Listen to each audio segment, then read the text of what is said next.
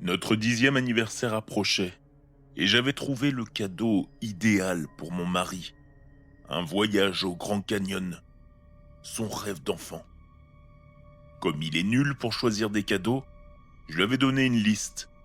En haut de celle-ci, un collier en or, identique à celui que mon père avait offert à ma mère. J'ai failli sauter de joie quand j'ai trouvé le lien du site web pour le collier sur son ordinateur portable. Mais lors de notre dîner d'anniversaire, alors que je lui offrais ses billets, il a sorti de sa poche un simple bon d'achat. Il s'est excusé, disant qu'il n'avait pas les moyens cette année. J'ai essayé de passer outre. Une semaine plus tard, au travail, j'ai vu Carole.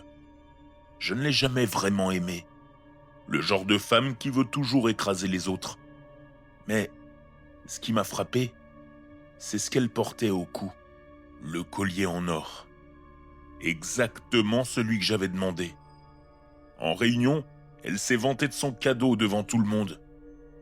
Puis elle m'a regardé avec un petit sourire narquois. Mon instinct ne me trompait pas. 2 semaines plus tard, nous étions dans l'avion pour l'Arizona. Il était aux anges, ne cessant de me remercier. « C'est le plus beau cadeau du monde, chérie. »« Vraiment ?» ai-je répondu. « Encore mieux que le collier en or que tu as offert à Carole ?» Il s'est décomposé. J'ai ajouté que Carole m'avait tout avoué. Il a fini par me regarder, en face, l'air méprisant. Il y a des choses qu'elle fait pour moi, elle aussi. Ce bâtard. Ce n'était plus l'homme que j'avais épousé. Le voyage n'était pas remboursable. Nous avons donc continué le séjour. Je ne lui adressai plus la parole. Le dernier jour, lors de la visite du canyon, il a fini par craquer. « Combien de temps tu vas encore continuer ce cirque ?»« Probablement aussi longtemps que tu coucheras avec elle. » ai-je répondu. « Je t'ai dit que j'arrêterais. Mais c'est compliqué. Tu baises une femme et tu n'as pas envie d'arrêter. Ça me semble pas si compliqué, non ?» Je l'ai regardé, avec mépris, avant de lui tourner le dos.